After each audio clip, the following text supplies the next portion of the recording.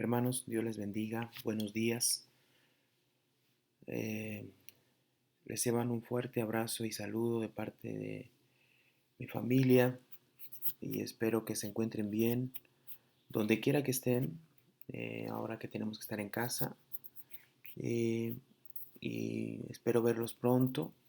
Los extrañamos mucho. Y quisiera hoy, hermanos, aprovechar este tiempo para hablar acerca de lo que hemos estado viendo a través del libro de Isaías. Recordemos, hermanos, que el tiempo en el que Isaías está profetizando es el lapso de tiempo antes, durante y después de la caída de Samaria del reino del norte. Eso significa que el pueblo de Judá, al cual está dirigido la profecía de Isaías, ha visto cómo su vecino del norte, el pueblo de Israel, que vienen siendo sus hermanos, eh, ha sido destruido por la mano de Jehová. Y que ese enemigo que está destruyendo a Samaria viene también hacia ellos para quererlos destruir. Eso significa que este pueblo en ese momento, eh, en cierta manera, estaba, uh, Dios le estaba permitiendo ver lo que puede hacer Él cuando su pueblo se revela totalmente y se pierde y no hace caso a la voz de Dios. Recordemos, hermanos, que en el libro de Reyes,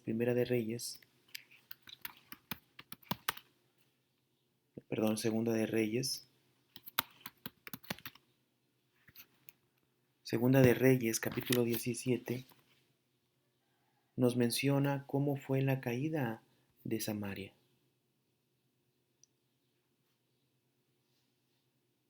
Y en el verso 13 menciona y dice: Jehová amonestó entonces a Israel y a Judá por medio de todos los profetas y de todos los videntes, diciendo: Volveos de vuestros malos caminos y guardad mis mandamientos y mis ordenanzas, conforme a todas las leyes que yo prescribí a vuestros padres y que os he enviado por medio de mis siervos los profetas.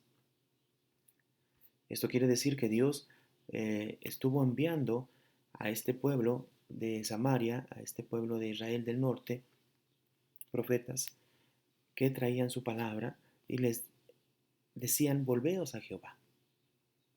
Pero en el verso 14 dice: mas ellos no obedecieron, antes endurecieron su cerviz, como la cerviz de sus padres, los cuales no creyeron en Jehová su Dios. O sea, eh, a pesar de que Dios estuvo enviando profetas uno tras otro para que reprendiera a este pueblo y le hiciera volver de su mal camino, el pueblo no obedeció, no escuchó la voz de Dios, endureció su corazón y no creyó a Jehová. Por lo tanto, Dios destruye este pueblo. Esta escena la está mirando Judá. ¿Cómo está siendo destruido Israel? Entonces tenemos que pensar cómo tenía que ver Judá esta destrucción de Samaria, porque no era algo ajeno a ellos, sino que eran sus vecinos, eran sus hermanos. Al final eran sus hermanos. Este pueblo ya está destruido, ahora Isaías está profetizando. ¿Y qué está evidenciando en el pueblo de Judá?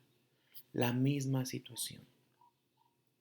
Si nosotros vemos la forma en que está describiendo Isaías al pueblo de Israel, al pueblo, perdón, de Judá, en el capítulo 1, es interesante, hermanos, y tenemos que pensar en esto. En el verso 3 dice: el buey conoce a su dueño y el asno el pesebre de su señor. Israel no entiende, mi pueblo no tiene conocimiento. O sea, ¿conocimiento de quién? Conocimiento de Dios. Y mencionábamos la vez pasada, cuando un pueblo no tiene conocimiento de Dios, es un pueblo destinado al fracaso, es un pueblo destinado a la destrucción. ¿Por qué? Porque no conoce a su Dios. Esto significa que al no conocer a Dios, el pueblo entonces empieza a adorar a Dios a la manera de los pueblos de alrededor. Empieza a adorar a Dios como si fuera cualquier ídolo. Eso lo vemos, por ejemplo, que ya lo hemos citado, en el libro de Jueces capítulo 2, cuando hay un cambio de generación, la generación que entra a la tierra prometida muere y la siguiente generación era una generación con una característica, dice el libro de Jueces capítulo 2. Si nosotros vamos a Jueces capítulo 2, vemos entonces de qué manera nos describe en el capítulo, en el verso 10 dice, y toda aquella generación también fue reunida a sus padres y se levantó después de ellos otra generación que no conocía a Jehová ni la obra que él había hecho por Israel. Entonces, eh, esta segunda generación tiene la característica de que no conocía a Jehová. Si vemos el mismo en el libro de Isaías, años, hermanos, estamos hablando de muchísimos años después, es la misma escena. Nos está relacionando ahora ya no a todo el pueblo, sino ahora solamente al reino de Judá. Un reino sin conocimiento, como lo tenía esta segunda generación tiempo atrás. ¿Qué significa que entonces que no haya conocimiento de Jehová, ni recuerde, ni tome en cuenta la obra que Jehová había hecho por Israel? Dice el verso 11, después los hijos de Israel hicieron lo malo ante los ojos de Jehová y sirvieron a los Baales. Dejaron a Jehová, el Dios de sus padres, que los había sacado de la tierra de Egipto, y se fueron tras otros dioses, los dioses de los pueblos que estaban a sus alrededores, a los cuales adoraron y provocaron la ira a Jehová. Y dejaron a Jehová y adoraron a Baal y a Astarot. Esto significa que estaban adorando a los dioses de la prosperidad. Baal y Astarot son dioses de la fertilidad, son dioses de la abundancia para todos los pueblos paganos de alrededor de donde vivía y donde estaba Israel. Esto nos tiene que llamar la atención, hermanos. ¿Por qué? Porque el desconocimiento de Jehová, del desconocimiento de quién es Dios, cómo es Dios y la obra que Él está haciendo o que Él hizo a Israel, eso hace que el pueblo se vaya y empiece a adorar a Jehová como cualquier ídolo. Ídolo de todos los reinos de alrededor. Israel empezó a adorar a Jehová de la misma forma que los pueblos paganos adoraban a sus dioses. Jehová terminó siendo un dios más de entre la colección de dioses que tenían los pueblos paganos. Y eso no lo vamos a desmentir. Usted vea cuántos dioses tiene la gente hoy en día, hermanos, a cuántos dioses no recurre, a cuántos dioses no se acerca. No hay necesidad de ver hacia atrás es evidente como los egipcios, filisteos, todos los reinos de alrededor, como eran los de Mesopotamia, eh, como eran los asirios, tenían muchísimos dioses, muchísimos dioses. Bueno, de esta manera la Biblia nos deslumbra y nos deja ver la situación. Es la misma situación. Si nosotros vamos a Isaías, en el capítulo 1 ya leímos acerca de cómo Dios denuncia que hasta un animal reconoce quién es su dueño, reconoce quién es su Señor. Pero Israel no reconoce quién es su dueño ni quién es su Señor. El pueblo está sin conocimiento y sin entendimiento de quién es Dios. El pueblo no tiene conocimiento. Por lo tanto, nos describe una escena terrible. ¿Por qué, hermanos? Porque el pueblo estaba totalmente desviado a la maldad. Dice el verso 4, oh gente pecadora, pueblo cargado de maldad, generación de malignos, hijos depravados. Dejaron a Jehová, provocaron a ira al Santo de Israel y se volvieron atrás. Hermanos, vemos aquí. ¿Qué significa esto? Dice el verso 10: príncipes de Sodoma, oíd palabra de Jehová, escuchad la ley de nuestro Dios, pueblo de Gomorra. O sea, este pueblo estaba viviendo como Sodoma y Gomorra. Hasta este punto estaba viviendo el pueblo de Israel. Pero como mencionábamos la vez anterior, era un pueblo que vivía de esa manera como Sodoma y Gomorra, pero había mezclado la adoración a Jehová. O sea, ¿a qué me refiero? Seguía enviando, seguía enviando y llevando ofrendas, sacrificios al templo. Entonces, el pueblo de Israel, engañado por sus ritos, engañado por sus obras, pensaba que el traer su ofrenda, el traer el sacrificio, el celebrar las fiestas, el cumplir con los días de reposo, etcétera, eso lo hacía ser parte del pueblo de Dios, parte de Jehová. Sin en cambio, Dios está rechazando todas estas prácticas que solamente eran prácticas externas. Esta situación nos deja ver, hermanos, de qué manera entendía el pueblo de Israel quién era Jehová. En realidad, hermanos, si nosotros nos damos cuenta, póngase a pensar en las religiones, cualquier religión, hermano, del mundo, ¿en qué está basada? En las cosas externas.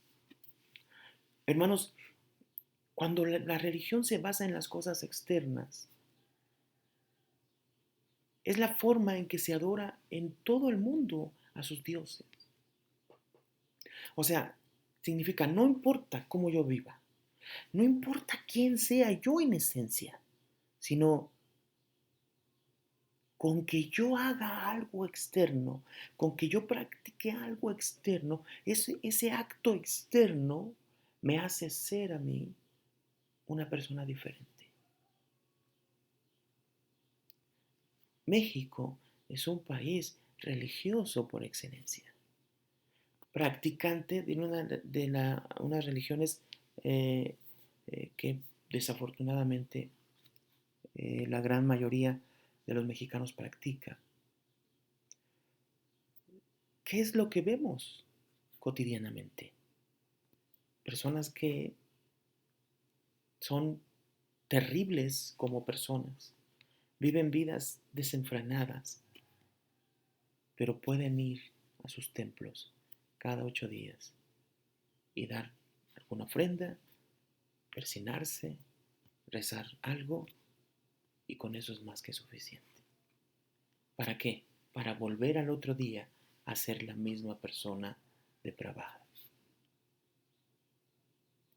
Esto es lo que estaba pasando en el pueblo de Israel, en el pueblo de Judá. Esto es lo que está evidenciando Isaías. Vamos pues, no había en ese momento, como estaba mezclada totalmente la adoración a Dios, como si fuera un ídolo más.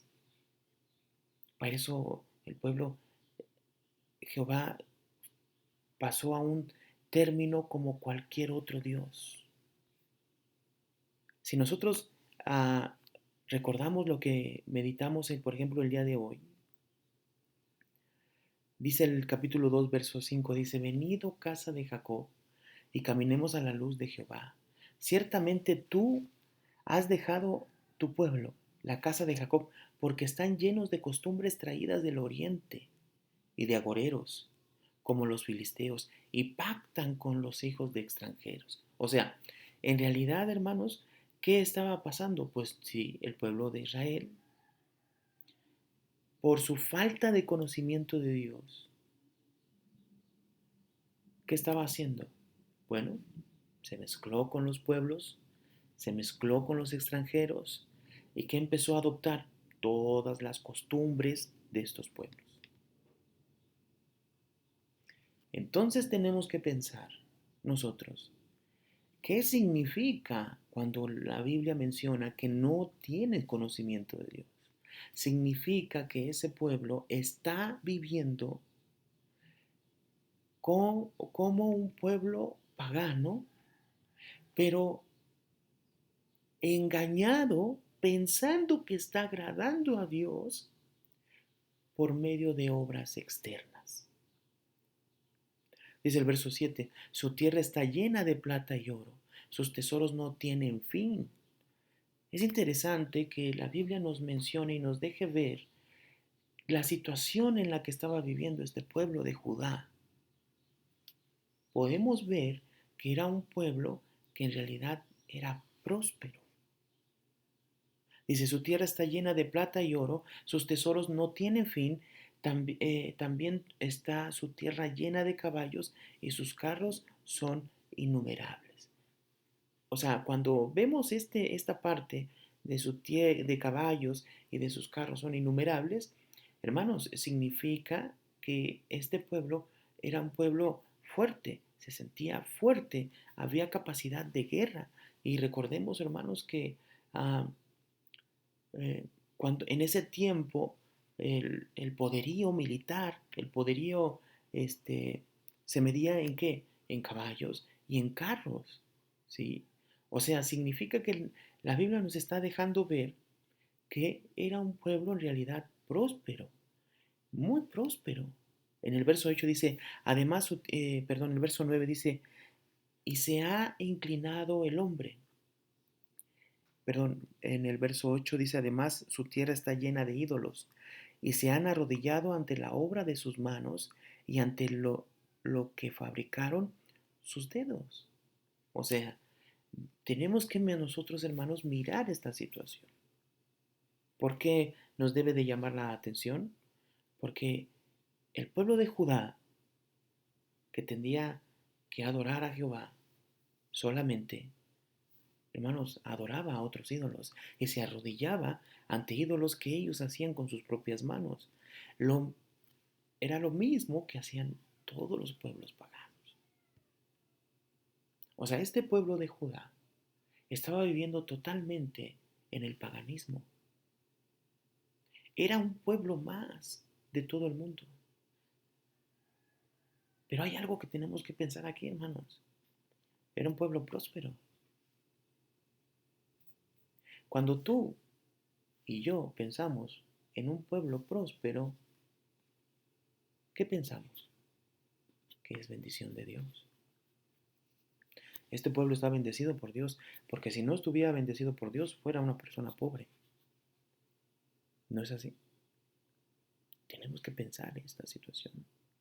¿Qué nos está dejando ver la Biblia, hermanos? Tenemos que cambiar nuestra mentalidad, porque a veces pensamos que las personas que tienen son personas que están bien delante de Dios. Pero la Biblia nos enseña que este pueblo estaba viviendo totalmente en el pecado, que estaba viviendo totalmente en contra de la voluntad de Dios. Y era un pueblo próspero. Era un pueblo que tenía oro, plata, sus tesoros no tenían fin. Pero eso, ¿qué es lo que lo llevó? Dice el verso 11. Dice, la altivez de los ojos de los hombres será abatida y la soberbia de los hombres será humillada y Jehová solo será exaltado en aquel día. Y entonces vemos esto. ¿A qué lleva al pueblo de Judá? ¿A qué llevó al pueblo de Judá todo esto? A la altivez y la soberbia. Y una persona altiva y soberbia no se dobla ante nadie. Es como tener la cerviz erguida y no doblarse ante nadie. ¿Qué significa esto entonces? Judá está siendo evidenciado y la Biblia nos deja ver la situación que estaba viviendo el pueblo de Judá. Engañado, engañado totalmente. ¿Por qué? Porque hacía ciertos ritos externos y eso y en eso se basaba su fe, en eso se basaba su confianza, en que yo cumplo y esto es más que suficiente. Por eso hoy quisiera yo recordar algo, hermanos. La, la misma escritura aquí, en el verso 18 del capítulo 1, dice, vamos a leer desde el 15, dice, cuando extiendas vuestras manos, yo esconderé vuestros ojos, perdón, yo esconderé de vosotros mis ojos, asimismo, cuando multipliquéis la oración, yo no oiré, llenas están de sangre vuestras manos. Entonces, ¿qué hay que hacer? Lavaos y limpiaos, dice el verso 16. Quitad la iniquidad de vuestras obras de delante de mis ojos. Dejad de hacer lo malo, aprender a hacer el bien. Buscad el juicio, dice aquí. Restituid al agraviado, haced justicia al huérfano, amparad a la viuda. O sea, ¿qué nos está mostrando la escritura? Primeramente, dice, lávense, límpiense, quiten la iniquidad que está delante de ustedes. Dejen de hacer lo malo y aprendan a hacer el bien. Busquen entonces el juicio, restituir al agraviado, hacer justicia al huérfano, amparar a la viuda. Venid luego, dice Jehová, y estaremos a cuentas. Si vuestros pecados fueren como la grana, como la nieve serán emblanquecidos. Si fueren rojos como el carmesí, vendrán a ser como blanca lana. Si quisiereis y oyereis, comeréis el bien de la tierra. Si no quisiereis y fuereis rebelde, seráis consumidos a espada, porque la boca de Jehová lo ha dicho.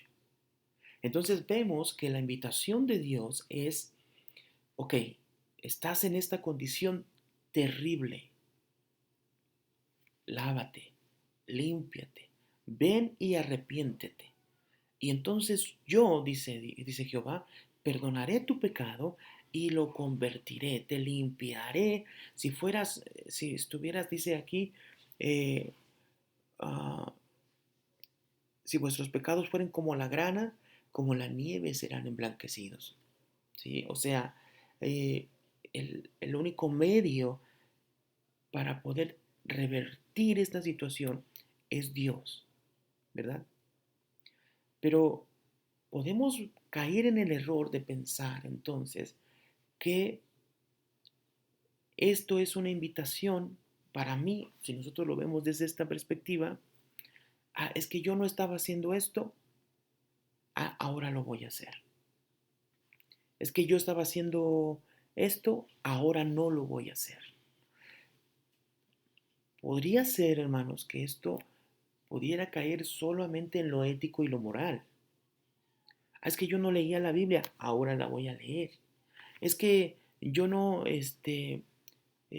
yo soy una persona grosera, ahora ya no voy a decir groserías. Muchos de nosotros, hermanos, podríamos caer en el error de pensar que la Biblia está diciendo eso. Ciertamente sí debe de haber una transformación. O sea, debo de dejar de hacer lo malo y hacer lo bueno, ¿verdad? Pero mire lo que menciona en el verso 21. Dice, ¿cómo te has convertido en ramera, oh ciudad fiel? Fíjense cómo la está comparando con con una ramera. ¿Qué hace una ramera, hermanos? Una persona que vende su cuerpo por dinero. Por dinero. O sea, esta comparación significa que Israel se vendía al mejor postor. Y, y esto nos debe de recordar, hermano, lo que menciona el libro de Oseas acerca del reino del norte. También si vemos el libro de Oseas, también en cierta manera Dios está comparando al pueblo de Israel del norte, que ya en este momento estaba siendo destruido, el reino del norte con una ramera. Dice el verso 21, llena estuvo de justicia, en ella habitó la equidad, pero ahora, ¿qué habita? Los homicidios o los homicidas.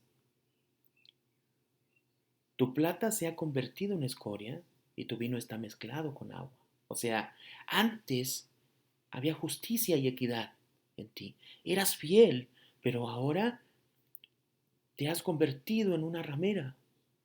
Ahora tu riqueza, lo que tenías de valor, ahora es como escoria, como impureza. Y estás totalmente mezclado. Dice, tus príncipes, prevaricadores y compañeros de ladrones, todos aman el soborno y van tras las recompensas. No hacen justicia al huérfano, ni llega a ellos la causa de la viuda. Por tanto, dice el Señor, Jehová de los ejércitos, el fuerte de Israel, Ea, tomaré satisfacción de mis enemigos, me vengaré de mis adversarios, y volveré mi mano contra ti, y limpiaré hasta lo más profundo tus escorias, y quitaré toda tu impureza. O sea, Jehová ahora está yendo contra su mismo pueblo. Es algo que nos está mostrando aquí, hermanos. O sea, Dios no está pasando por alto el pecado terrible de Judá. ¿Por qué? Porque Dios es un Dios santo. Y Dios está enviando palabra, está enviando mensajeros, profetas que estén hablándole a este pueblo para que cambie, se vuelva de sus malos caminos. Pero Dios va a restaurar. Mire, fíjese lo que dice. 26. Restauraré tus jueces como al principio y tus consejeros como eran antes. Entonces te llamarán ciudad de justicia, ciudad fiel. Entonces, eh, esto que vemos aquí, hermanos, dice el verso 27, Sión será rescatada con juicio y los convertidos de ella con justicia. Yo cuando meditaba esta situación, pensaba en mí sobre esta situación, ¿no? Eh, Uno piensa que la invitación de Dios aquí es, deja de hacer lo que estabas haciendo y haz otra cosa. Ciertamente, en cierta manera lo podemos ver así. Pero hermanos, tenemos que pensar algo. El pueblo había abandonado totalmente a Dios. Y la invitación es volverse a Él. No solamente cambien si estabas haciendo esto, déjalo de hacer y haz lo contrario. No se trata de eso solamente, sino se trata de volver a Dios. ¿Y qué significa esto? Participar de su justicia. Dice, serás llamada ciudad de justicia, ciudad fiel. ¿Qué significa esto? Si nosotros vamos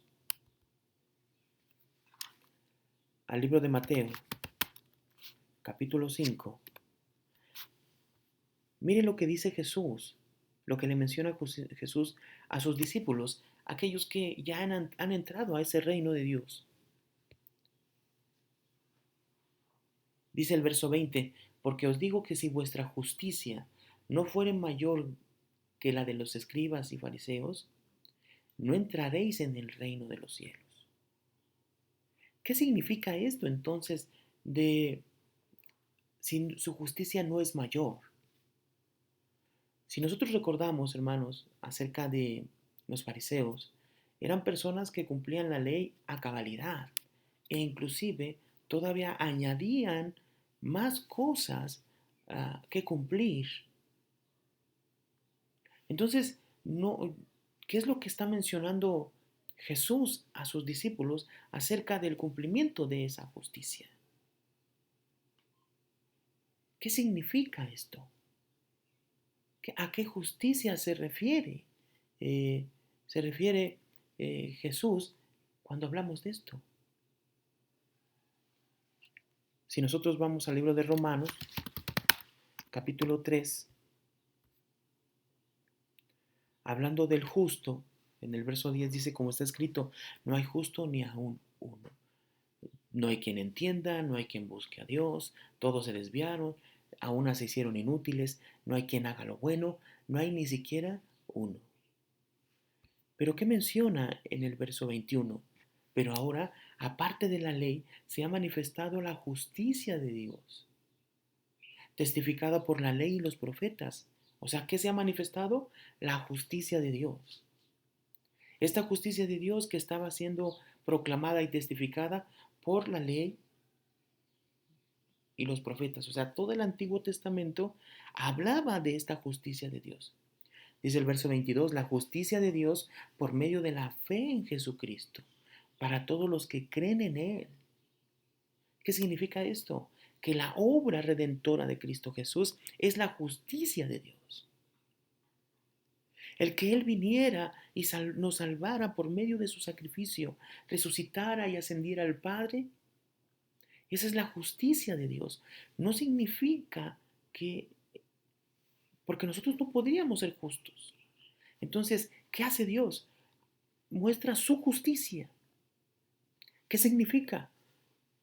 Este Jesús que viene a pagar por nosotros, a librarnos del pecado, y de esa misma manera Él asciende a los cielos para que nosotros podamos ser salvos. Dice, la justicia de Dios por medio de la fe en Jesucristo para todos los que creen en Él, porque no hay diferencia, por cuanto todos pecaron y están destituidos de la gloria de Dios, siendo justificados gratuitamente por su gracia mediante la redención que es en Cristo Jesús. ¿Sí? A quien Dios puso como propiciación por medio de la fe en su sangre para manifestar su justicia a causa de haber pasado por alto en su paciencia los pecados pasados, con la mira de manifestar en este tiempo su justicia, a fin de que Él sea el justo y el que justifica al que es de la fe de Jesús. Entonces, la obra de nuestro Señor Jesucristo es la justicia de Dios. Y esa obra nos justifica cuando nosotros creemos en Cristo Jesús.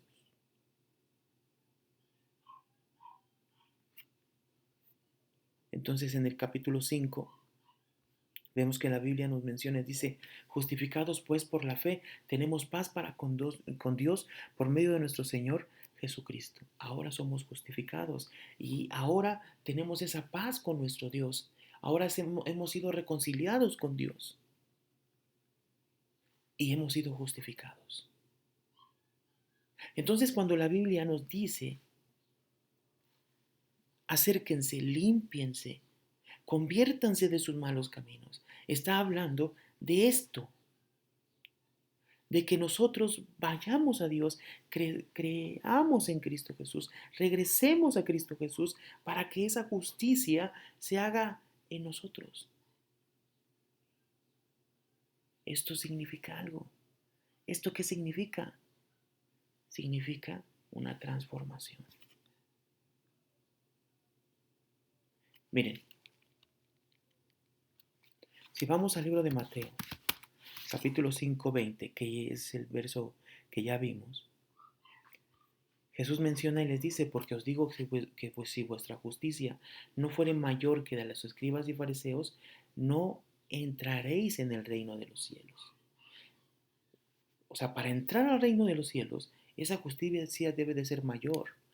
Pero no está refiriéndose a hacer más cosas, sino se está refiriendo a la justicia de Dios. Se está refiriendo a ir a Jesús, que Jesús venga a nosotros y que nos justifique. ¿Por qué? Porque los fariseos, escribas y todos los religiosos de ese tiempo no eran personas que agradaban a Dios, inclusive haciendo todos sus ritos. ¿Qué pasó con el pueblo de Israel? Y cuando vemos a Isaías, el pueblo vivía totalmente en pecado. El pueblo vivía totalmente abandonando la ley de Dios, los mandamientos de Dios, pero cumplía los ritos externos, hermanos. Esta es la misma esencia de los fariseos, de los escribas y de todo el pueblo judío en ese tiempo. ¿Qué hacían? Cumplían con ritos externos. solamente, basados solamente en ritos externos. ¿Qué es lo que le reclama en el capítulo 13 de Mateo? Perdón, 23. Jesús le reclama y evidencia a los fariseos en este capítulo y que les dice, ay de vosotros, ah, escribas y fariseos hipócritas en el verso 25, porque limpiáis lo de fuera del vaso y del plato, pero por dentro estáis llenos de robo y de injusticia. Fariseo ciego, limpia primero lo de dentro del vaso y del plato, para que también lo de fuera sea limpio. Y hermanos, qué está diciendo con estas palabras? Primero debes de limpiar lo de adentro, pero lo de adentro, no, el hombre no lo puede limpiar por sí mismo. Tú te puedes bañar y limpiar lo de afuera y con cosas externas, pero lo de adentro, lo que eres en esencia, no lo puedes limpiar. No puedes dejar de ser lo que eres en esencia. El verso 26 dice, fariseo ciego, limpia primero lo de adentro del vaso y del plato para que también lo de afuera sea limpio. Entonces, primero hay que limpiar lo de adentro, pero el hombre no puede limpiarse por dentro. Dice el verso 27, ay de vosotros escribas y fariseos hipócritas, porque sois semejantes a sepulcros blanqueados, porque que por fuera a la verdad se muestran hermosos, mas por dentro están llenos de huesos de muertos y de toda inmundicia. Es que es esto, hermanos. ¿De qué sirve al hombre hacer cosas externas si internamente está muerto?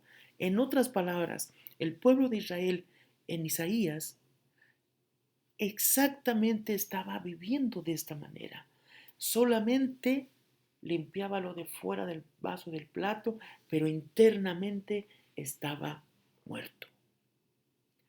Y como estaba muerto y como está muerto, ¿qué necesita? Vivir. Volver a vivir. ¿Qué significa esto? El pueblo, un pueblo muerto, necesita que alguien le dé vida, porque por sí mismo no puede vivir. Entonces, ¿qué necesitamos? ¿Qué necesitaba ese pueblo? Volver a Dios, a ese Dios que le dé vida, a ese Dios que ponga su luz. Nosotros necesitamos a ese Jesús, porque en Él está la vida, y la vida era la luz de los hombres. Necesitamos a ese Jesús que venga a nosotros y disipe con su luz las tinieblas que hay en nosotros. En otras palabras, nos dé vida. Dice el libro de Efesios que Él nos ha dado vida cuando nosotros estábamos muertos en nuestros delitos y pecados. No se trata nada más de, ay, voy a dejar de hacer esto, ahora voy a hacer esto. El pueblo estaba muerto. Si tu justicia no es mayor de los escribas y fariseos, no puedes entrar en el reino de los cielos. Y entonces, yo quiero que entendamos esto a través de Mateo capítulo 7.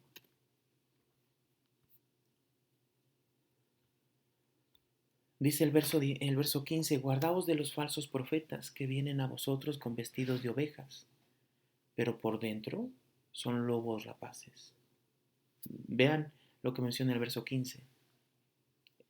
En el mismo contexto que menciona Jesús acerca de la justicia. Si tu justicia no es mayor de los escribas que de los escribas y fariseos, no puedes entrar en el reino de los cielos. Y dijimos, ¿no? ¿Qué hacían los escribas? Eran cosas externas solamente, pero estaban muertos por dentro. Que dice, guárdense de los falsos profetas que vienen a vosotros con vestidos de ovejas, pero por dentro son lobos rapaces. Una cosa es por fuera y otra cosa son por dentro. Guárdense de esto, dice. Pero piensen esto, verso 16. Por sus frutos los conoceréis. ¿Acaso se recogen uvas de los espinos o higos de los abrojos? O sea, al final de cuentas, el, el, al final de cuentas, si eres determinado árbol, ese es el fruto que vas a dar. No se pueden recoger uvas de los espinos y es imposible recoger higos de los abrojos. Verso 17. Así, todo buen árbol da buen fruto, pero el árbol malo da frutos malos. O sea, al final, hermanos, el buen árbol, sus frutos van a ser buenos. ¿Por qué van a ser buenos? Porque es un buen árbol. Su naturaleza, su raíz, su esencia de ese árbol es un buen árbol. Sus frutos son buenos. Pero el árbol malo da frutos malos porque su naturaleza es de un mal árbol. No puede el buen árbol dar malos frutos, ni el árbol malo dar frutos buenos. Es imposible. Al final, los frutos de ese árbol serán buenos o malos se determina por lo que son en esencia.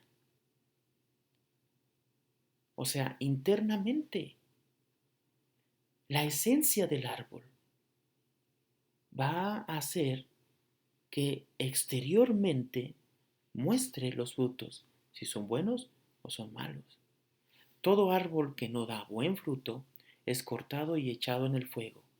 Así que por sus frutos que los conoceréis. O sea, tenemos que pensar esto, hermanos. Es imposible que demos buenos frutos. Es imposible que ese árbol malo pueda dar frutos buenos. ¿Por qué? Por su esencia. Pero cuando nosotros ah, hablamos acerca de frutos, siempre pensamos en las cosas externas. O sea, pensar en que yo hago cosas buenas. Pero es que en el mundo hay personas que hacen cosas buenas. No siempre todo el mundo hace cosas malas, hace cosas buenas. Hay personas que ayudan a otras personas. Pero de eso no se trata, hermanos. ¿Se trata de qué? De saber quién soy, qué árbol soy, internamente, en esencia. Por eso, cuando la Biblia menciona que el que no nace de nuevo no puede ver el reino de los cielos, es exactamente lo mismo. Nosotros debemos de ser nuevas personas. Dice el libro de Segunda de Corintios, capítulo 5, verso 17.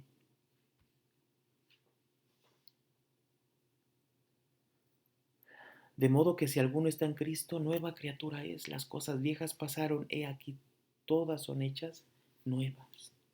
Somos una nueva creación. Para que ese árbol malo deje de dar malos frutos, no queda de otra más que ser arrancado y plantado otro árbol que sea bueno. No podemos, hermanos, seguir buscando la voluntad de Dios o hacer la voluntad de Dios siendo personas malas. Una madre que ama a sus hijos y lucha por ellos, los cría como buenas personas, pero no tiene a Cristo y la salvación de Cristo en su vida. Esas acciones, aunque son buenas, en realidad su fruto lo que hace es malo delante de Dios. Lo malo y lo bueno no depende de nosotros, sino depende de que la justicia de Dios esté en nosotros.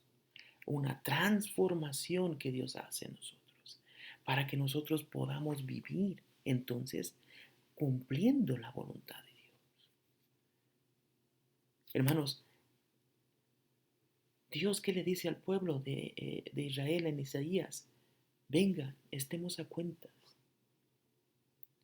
Yo haré que este pueblo sea nombrado ciudad de justicia. Pero, ¿cómo lo va a hacer? A través de la obra de nuestro Señor Jesucristo. a través de la obra de nuestro Señor Jesucristo, implantando en nosotros esa palabra de Dios, para que nosotros podamos vivir conforme a la voluntad de Dios. Hermanos, no estamos hablando solo de hacer cosas buenas y cosas malas, sino verdaderamente saber si somos hijos de Dios, si somos esa nueva creación de Dios, si Dios ha puesto en nosotros su justicia, si hemos recibido a nuestro Señor Jesucristo realmente, quiénes somos realmente para poder vivir bajo su voluntad. Busquemos a Dios verdaderamente, hermanos. Busquemos a Dios verdaderamente. Esa es la invitación de Dios para nosotros. No solamente en ritos externos, sino asegurémonos de que somos verdaderamente hijos de Dios, que su justicia ha llegado a nosotros y que somos ese buen árbol para vivir conforme a la voluntad de Dios. Dios les bendiga, hermanos.